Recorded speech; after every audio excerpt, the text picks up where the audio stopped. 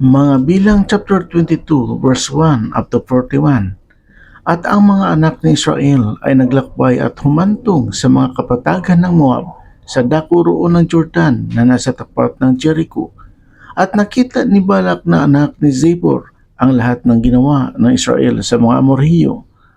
At ang Moab ay natakot na mainam sa bayan sapagkat sila'y marami at ang Moab ay nagulimihanan dahil sa mga anak ni Israel.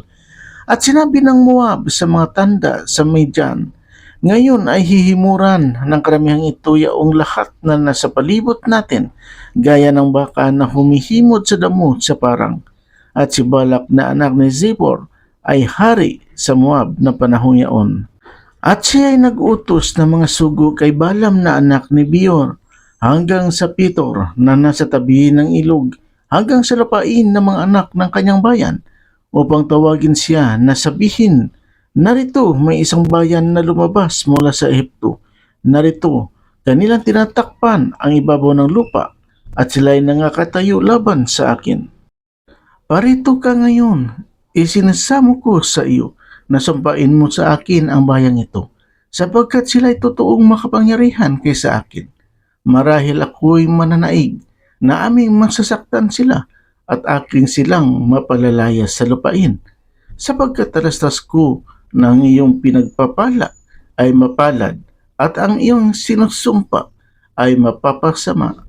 At ang mga matanda sa Moab at ang matanda sa Midian ay nagsiparoon na dala sa kanilang kamay ang mga ganting pala sa panghuhula. At sila'y dumating kay Balaam at sinalita nila sa kanya ang mga salita ni Balak at kanyang sinabi sa kanila, dito na kayo tumuloy ngayong gabi at bibigyan ko kayo ng kasagutan kung ano ang sasalitain ng Panginoon sa akin. At ang mga prinsipe sa Moab ay tumuloy na kasama ni Balaam. At ang Diyos ay naparoon kay Balaam at nagsabi, sino mga taong itong kasama mo? At sinabi ni Balaam sa Diyos, si Balak na anak ni Zippor, hari sa Moab, ay nagpasugo sa akin na sinasabi, narito ang bayan na lumalabas sa Ehipto ay tumatakip sa ibabaw ng lupa. Ngayon parito ka, sumpain mo sila sa akin. Marahil ako'y makababa ka sa kanila at sila'y aking mapalalayas. At sinabi ng Diyos kay Balaam, huwag kang parurong kasama nila, huwag mong susumpain ang bayan, sapagkat sila'y pinagpala. At si Balaam ay bumangon ng kinaumagahan at sinabi sa mga prinsipe ni Balak, yumaon kayo sa inyong lupain, sapagkat ipinagkait ng Panginoon ang pahintulot na ako'y pumaroong kasama ninyo. At ang mga prinsipe sa Moab ay bumangon at sila'y naparoon kay Balak at nagsabi, si Balaam ay tumangging pumarito na kasama namin. At si Balak ay nagsugong muli ng maraming pang prinsipe at lalong mga mahal kaysa kanila. At sila ay naparoon kay Balaam at nagsabi sa kanya, ganito ang sabi ni Balak na anak ni Zippor, isinasamo ko sa iyo ng anumang bagay huwag mong tulutan na makaabala sa iyo sa pagparito mo sa akin. Sapagkat ikaw ay aking papupurihan ng mga dakilang karangalan at anumang sabihin mo sa akin ay gagawin ko. Parito ka nga, isinasamo ko sa iyo na sumpain mo sa akin ang bayang ito. At si Balaam ay sumagot at nagsabi sa mga lingkod ni Balak, kahit ibigay sa akin ni Balak ang kanyang bahay na puno ng pilak at ginto, ay hindi ko masasanglangsang ang salita ng Panginoon kong Diyos na ako'y gumawa ng kulang o higit. Ngayon nga isinasamo ko sa inyo na tumuloy rin kayo rito ngayong gabi upang aking maalaman kung ano ang sasalitain ng Panginoon sa akin. At ang Diyos ay naparoon kay Balaam ng kinagabihan at nagsabi sa kanya, kung ang mga taong iyan ay nagsiparito upang tawagin ka ay bumangon ka, sumama ka sa kanila. Ngunit ang salita lamang ng aking sasalitain sa iyo ay siya mong gagawin. At si Balaam ay bumangon ng kinaumagahan at siniyahan ang kanyang asno at sumama sa mga prinsipe sa Moab.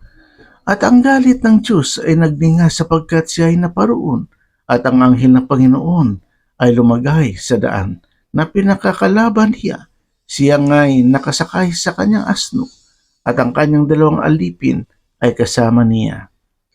At nakita ng asno ang anghel ng Panginoon na nakatayo sa daan. Nahawak ang kanyang bunot na tabak at ang asno ay lumiko sa daan at ang napasa parang at pinalo ni Balaam ang asno upang ibalik siya sa daan. Na magagayoy tumayo ang anghel na Panginoon sa isang makipot na daan sa pagitan ng mga ubasan na ang isang bakod ay sumasadako rito at ang isang bakod ay sumasadakong yaon. At nakita ng asno ang anghel ng Panginoon at siya'y inipit sa bakod at naipit ang paa ni Balaam sa bakod at kanyang pinalo uli ang asno. At ang anghel ng Panginoon ay nagpauna uli at tumayo sa isang makipot na dako na walang daan, lilikuan kahit sa kanan ni sa kaliwa. At nakita ng asno ang anghel ng Panginoon at siya'y naglugmok sa ilalim ni Balaam. At ang galit ni Balaam ay nagdingas at kanyang pinalo ang asno ng kanyang tungkod.